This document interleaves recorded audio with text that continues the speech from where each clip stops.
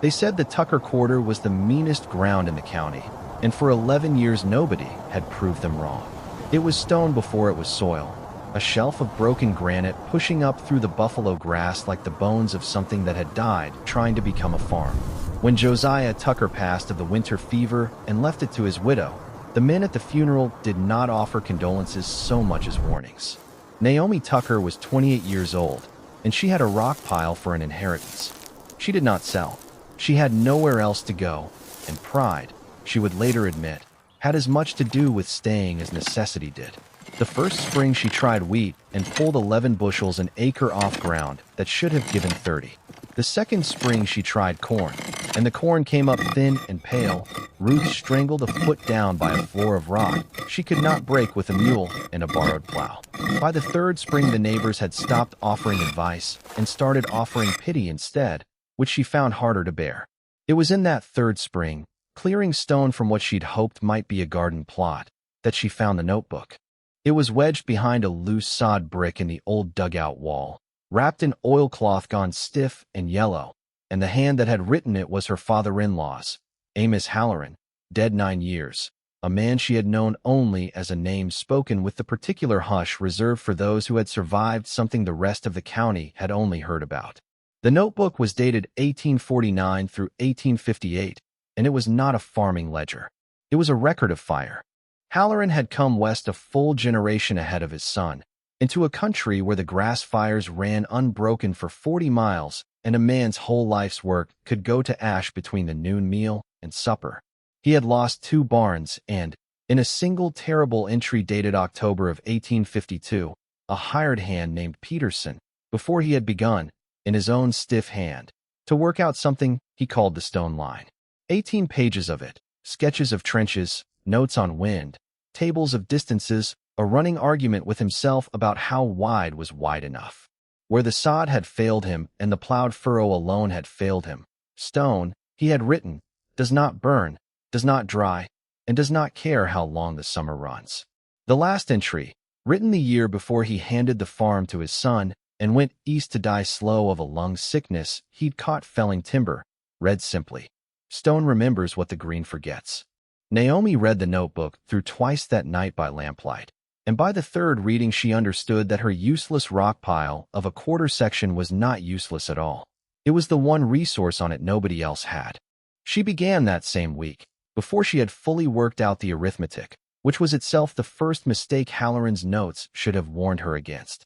She cleared a line 40 rods long and perhaps 6 feet wide along her western fence, plowed it under, and stacked the stone she'd pulled from her own fields along the outer edge in a low, uneven wall not much taller than a man's knee.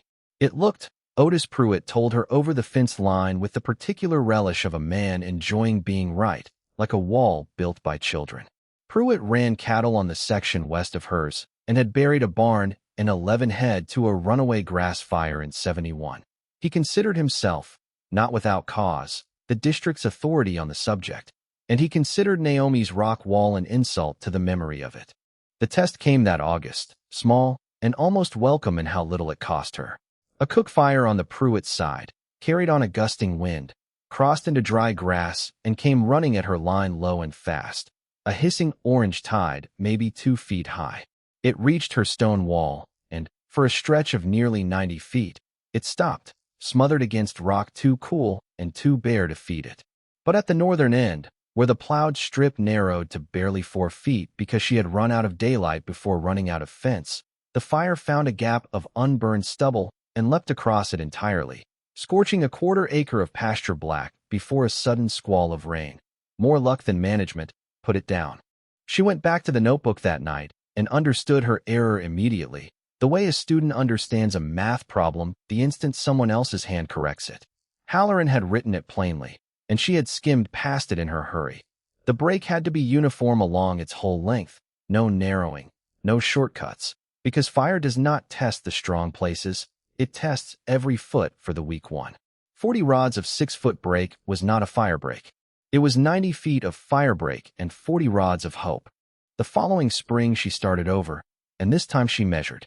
A cleared strip 40 feet wide, not 6, 40, plowed to bare earth on both edges and burned clean down the middle in a controlled strip when the wind was calm and the ground still held its winter damp, so that even the plowed dirt gave the flames nothing at all. Along the outer edge, she built her stone line properly this time. 18 inches high, 2 feet through at the base, using the flattest stone she could find so it would stack without shifting, gathered from her own fields in a labor that occupied every spare hour of 2 full summers and turned her hands into something closer to a stonemason's than a farmer's. She kept her own numbers now, in a second notebook bought for 30 cents at the dry goods store in town, tracking wagon loads of stone, 412 of them by the time she judged the western and southern lines complete, and the running length of wall, and the width of the burned strip in every season, because Halloran had taught her, without ever meeting her, that a method not written down was a method that died with the person who'd learned it. Pruitt called it Naomi's folly to anyone who'd listen, and for 2 years running nobody had cause to call it anything else, because there was no fire bad enough to test it. The county had 2 mild, wet summers in a row, and a wall built against catastrophe looks, in the absence of catastrophe, exactly like what the neighbors already believed it was, a widow's strange, stubborn waste of good labor. The dog helped some with the waiting. Scout was an ugly brindle mutt Josiah had brought home as a pup the year before he died, and he had a habit, which Naomi came to trust more than she trusted the weather almanac, of standing at the fence line with his hackles up on the hot, still, wrong-feeling days that came before trouble. Twice that second summer he stood that way and nothing came of it. The third time he was right. It was the 5th of September, 3 years to the week since she'd found the notebook, and it had not rained in the county since the first week of July. The grass, which should have cured to a dull gold by that date, had gone the color of old bone, and the wind that had blown steady out of the southwest for 4 days running smelled, everyone agreed afterward, faintly of char before there was any fire at all to account for it. A dry lightning strike, most guessed, 12 miles southwest on the open range, in country with nothing to stop it and no one close enough to see it start. By the time it reached the Pruitt land, it was running on a front nearly 2 miles wide, driven by a wind that had picked up to something close to a gale, and it moved, by the account of a rider who outran the near edge of it, faster than a horse could comfortably canter.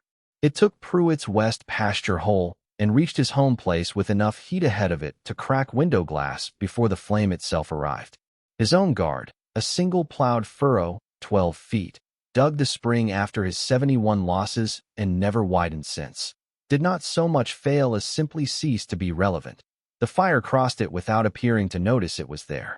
It reached Naomi's western line a little after 4 in the afternoon, and for the length of most of a mile it did exactly what Halloran had promised it would do 9 years dead, and could not have known would matter. It hit bare plowed earth, found nothing to carry it forward, and hit stone behind that, and found even less. Naomi stood with Scout barking beside her, and watched 3/4 of a mile of fire simply run out of appetite, dying back into smoke and low crawling embers along a wall no taller than her hip. But fire, as Halloran had written and she now understood in her body rather than on paper, tests every foot for the weak one. In the northeast corner, where her second line met a stretch of fence she had never gotten to reinforcing because the ground there belonged, on paper, to nobody in particular, a disputed strip between her section and Pruitt's had never been cleared at all. 22 rods of unbroken dry grass, and the fire found it inside of 10 minutes. It was there that she found Pruitt's boy. Daniel Pruitt was 14, and he had ridden out against his father's shouted order to try to turn a dozen head of cattle that had bolted toward the gap, and his horse had gone lame or panicked in a prairie dog hole at the worst possible moment. And by the time Naomi and her hired man Ferris reached the corner with wet sacking and a barrel of water hauled at a dead run on the wagon, the boy was on foot in smoke thick enough to blind him, 20 yards from a wall of flame taller than the both of them, going the wrong direction entirely. What happened next took perhaps 4 minutes, though everyone who told the story afterward stretched it considerably longer. Naomi went in on foot with a wet sack over her own face and pulled the boy by the collar back toward the cleared strip, while Ferris beat a fast backfire along what remained of the gap with a soaked burlap sack and a shovel, buying perhaps 30 feet of bare ground where there had been none, enough that the main fire, reaching it moments later, found the same nothing to feed on that it had found everywhere else along the properly built line. Daniel Pruitt came out of it with a burned forearm and no eyebrows in his life, which was more than several ranches 2 counties over could say for the men who'd fought that same fire on open, unbroken ground. By nightfall, the fire had burned itself out against 3 separate breaks to the north and simply run out of grass to the south, and the county had lost, in total, 1 barn, 40 head of scattered cattle never fully accounted for, and, by the newspaper's count 2 weeks later, no human lives at all, a fact the article credited mostly to luck and mentioned Naomi Tucker's stone line only in a single closing sentence, which was, she thought, about the size of the credit she'd expected. Otis Pruitt did not thank her that night. He carried his son home wrapped in a blanket and did not speak to her again for the better part of a year. But the following spring, without announcement, he began widening his own guard. 2 years later, on a cool morning in April, a boy of 16 came and stood at Naomi's fence for the better part of an hour before he worked up the nerve to knock. His name was Eli Marsh, and his family had lost their herd, not their lives, but every animal they owned, to the same fire that had nearly taken Daniel Pruitt, on ground 3 miles east where nobody had built anything at all. He had heard, he said, that Mrs. Tucker knew things about fire that other people didn't. He wanted to learn them. She put him to work stacking stone before she'd fully decided to take him on, which she later said was the only interview that mattered.